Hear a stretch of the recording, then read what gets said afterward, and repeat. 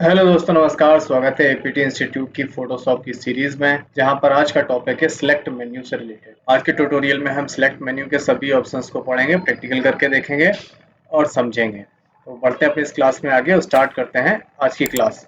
Let's begin this topic.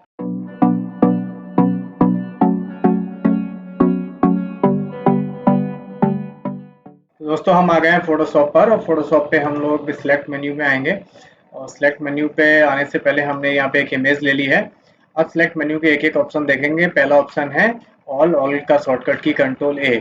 अब यहाँ पे सिलेक्ट का मतलब ही होता है सिलेक्ट करना, यानी चुनना।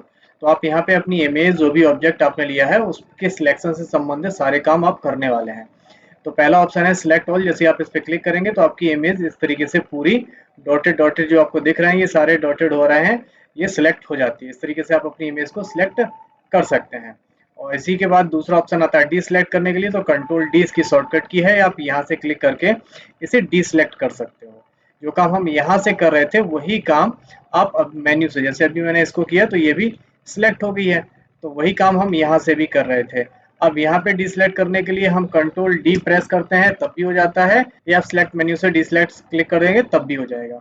अगला ऑप्शन है यहाँ पे रीसिलेक्ट का। रीसिलेक्ट का मतलब होता है कि जो आपने अभी डिसलेक्ट किया है वही दोबारा से सिलेक्ट हो जाएगा। तो जैसे हम यहाँ पे रीसिलेक्ट करते हैं तो ये वापस से देखिए पूरी सिलेक्ट हो गई है।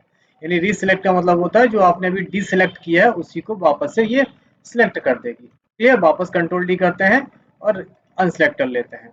इसके बाद है यहाँ पे इनवर्स ऑप्शन। अभी ये डिसेबल है, इसको देखिए कैसे करते हैं। अभी जैसे हमें यहाँ पे कोई चीज लेनी है, मैं यहाँ पे एक इतना हिस्सा इसका सिलेक्ट कर लेता हूँ। इतना सिलेक्ट कर लिया तो अब इससे क्या होगा कि जैसे आप मूव टूल लेंगे, मूव टूल से आप इतना हिस्सा आप इसको कहीं भी ले जा सकते हैं, क्योंकि मैंने इतना ही हिस्सा सिलेक्ट किया हुआ था। अगर आप यहाँ पे इनवर्स सिलेक्ट कर देते हैं तो इससे क्या होगा कि ये इतना हिस्सा छोड़ के बाकी का हिस्सा मूव कर देगा। देखिए, क्लियर? अब समझ में आया आपको? इनवर्स का मतलब है कि जो आपने सिलेक्ट किया है वो स्थिर रहेगा, जहां का तहाँ रहेगा, बाकी का हिस्सा मूव करेगा। उसे हम बोलते हैं इनवर्स सिलेक्शन। कंट्रोल शिफ्ट आई से आप इनवर्स कर सकते हो। कंट्रोल डी करेंगे, वापस आ जाएंगे। अगला ऑप्शन है यहाँ पे कलर रेंज। अब यहाँ कलर रेंज पे जैसे ही क्लिक करेंगे तो आपके सामने यहाँ पे एक विंडो आ जाती है। तो यहाँ पे आप सैंपल कलर आ रहा है, यहाँ पे फिजिनेस चेंज कर सकते हो सिलेक्शन की या इमेज की। तो इमेज में आप जहाँ पर क्लिक करोगे उसकी यहाँ पे फिजनेस आप इस तरीके से देख सकते हो। इस तरीके से कुछ कम ज्यादा हो सकती है। आपने जैसे ये रेडिश टाइप का कलर ले लिया, यहाँ पे दिख रहा है ये कलर ले लिया। अब आप इसकी फिजनेस वगैरह यहाँ से चेंज कर सकते हो, या आप यहाँ से कोई सा भी कलर ले लेंगे। इस तरीके से आप इसकी फिजनेस भी चेंज कम ज्यादा कर सकते हो। ज्यादा यूज नहीं होता है कलर, इस वजह से हम इसमें कुछ ज्यादा चेंजेस नहीं कर सकते हैं। आप ऑल्ट के साथ यहाँ कैंसिल वाला बटन दबाएंगे तो रीसेट हो जाता है यहाँ से, और यहाँ ओके कर देंगे। अगला ऑप्शन है यहाँ पे फेदर।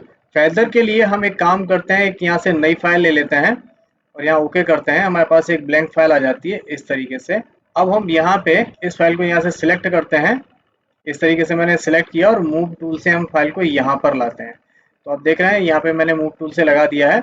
अब हम आते हैं यहाँ पे मैंने सिलेक्ट कर रखा है, फेदर वाला ऑप्शन यूज करके देखते हैं। जैसे ही हम फेदर या अल्ट कंट्रोल डी दबाएंगे तो एक छोटी सी विंडो आती है। यहाँ पे फेदर के पिक्सल आपको सिलेक्ट करने हैं।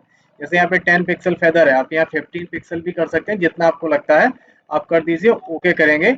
अब आप देखेंगे कि जैसे ही हम इस इमेज को यहाँ लाएंगे तो देखिए, अब आप इसके कॉर्नर देखिए बिल्कुल शार्प है और इसके कॉर्नर में फेदर आ गया। ये आपके बैकग्राउंड से मैच होने लगी है, बैकग्राउंड में घुल गई है, मिल गई है। इस तरीके से आप अपनी इमेज में अपनी आवश्यकता अनुसार फेदर लगा सकते हो। कहाँ से? सिलेक्ट मेन्यू से और फेदर के ऑप्शन से। क्लियर? अगला ऑप्शन है दोस्तों यहाँ पे मॉडिफाई। तो मॉडिफाई करने के लिए पहले तो हमने अपनी इमेज को यहाँ पे ये सिलेक्ट कर रखा है, इसके बाद मॉडिफाई पर आते हैं। अब हम क्या क्या चीजें मॉडिफाई कर सकते हैं? बॉर्डर, स्मूथ, एक्सपैंड और कॉन्टैक्ट। जैसे मैंने यहाँ पे बॉर्डर ले लिया, तो हमें बॉर्डर लगाना है, कितने पिक्सल का लगाना, मैंने कर दिया यहाँ पे 10 पिक्सल का बॉर्डर लगाना है, और यहाँ पे कर देंगे ओके। तो देखिए उसने 10 पिक्सल का एक डबल सिलेक्शन बना दिया। अब आप यहाँ से कोई सा भी कलर ले सकते हैं। जैसे मैंने यहाँ पे ये कलर ले लिया थोड़ा इस तरीके का, यहाँ ओके कर देंगे। अब आप अल्ट बटन के साथ बैक स्पेस दबाएंगे, आपका यहाँ पे वो कलर का बॉर्डर भर जाएगा। कंट्रोल डी करेंगे, वापस से आप देखेंगे इस तरीके से आप बॉर्डर बना सकते हो। क्लियर? और अगला ऑप्शन देख लेते हैं। मॉडिफाई में अगला ऑप्शन है स्मूथ। आप स्मूथ करेंगे तो यहाँ पे ये जो कॉर्नर है, आपको ये जो कॉर्नर दिख रहे हैं सिलेक्शन के, ये राउंडेड हो जाएंगे। देखिए, अगर 30 पिक्सल से आपके ये कॉर्नर राउंडेड हो गए। इस तरीके से आप स्मूथ का यूज करके राउंडेड कॉर्नर कर सकते हैं। अगला ऑप्शन है दोस्तों यहाँ पे एक्सपांड। एक्सपांड का मतलब होता है कि आपका जो सिलेक्शन है आप उसे बढ़ा सकते हो।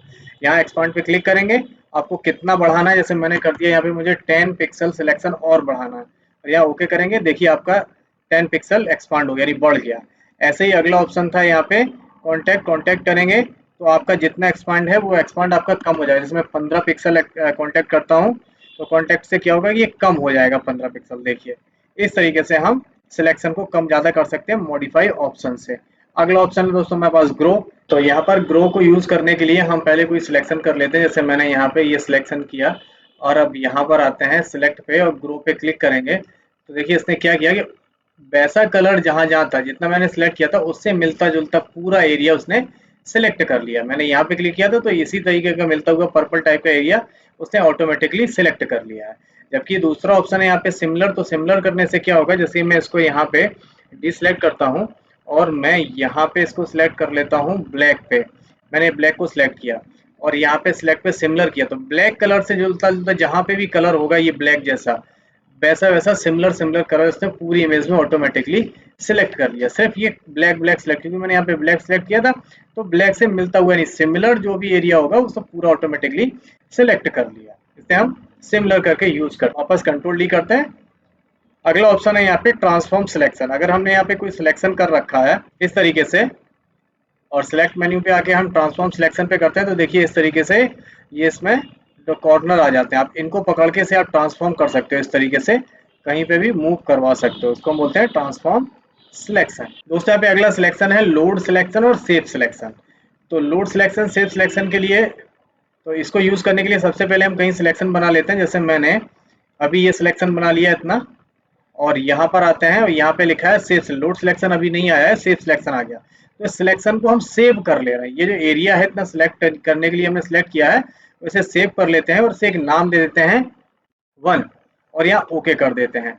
एक और सिलेक्शन ले लेते हैं जिससे मैंने ये इस तरीके से राउंडेड लिया, इसको भी यहाँ पर आते हैं और यहाँ पे भी सेव सिलेक्शन करते हैं, इसको नाम दे देते हैं 2। ठीक है, इस तरीके से मैंने 2 सिलेक्शन बना लिया। मल्टीपल सिलेक्शन बना सकते हो। अब वापस सिलेक्शन मेन्यू में आएंगे और यहाँ लोड सिलेक्शन पर क्लिक करेंगे तो जो आपने सिलेक्शन बनाए थे, अभी मैंने 2 बनाए थे, 2 में से आप जो भी सिलेक्ट करेंगे और यहाँ ओके कर देंगे, वही सिलेक्शन यहाँ पर आ जाएगा। क्लियर? जैसे अगर हमने ये लिया, अगर हम फिर से लोड सिलेक्शन पे जाते हो, यहाँ 1 पे क्लिक कर देते, ओके कर देते, तो 1 नंबर वाला सिलेक्शन लोड हो जाता है। इस तरीके से हम सिलेक्शन बना सकते हैं, उनको सेव करके लोड कर सकते हैं। तो दोस्तों ये थी हमारी सिलेक्ट मेन्यू के सारे ऑप्शंस। उम्मीद करते हैं आप लोगों को समझ में आए होंगे। इनका प्रैक्टिकल करिए, प्रैक्टिस करिए और कमेंट करके बताइए कि समझ में आया या नहीं आया। मिलते हैं अपने अगले ट्यूटोरियल में अगले मेन्यू के साथ। तब तक अपना ख्याल रखिए, स्वस्थ रहिए, सफाई बना के रखिए। टेक केयर, गुड बाय, जय हिंद।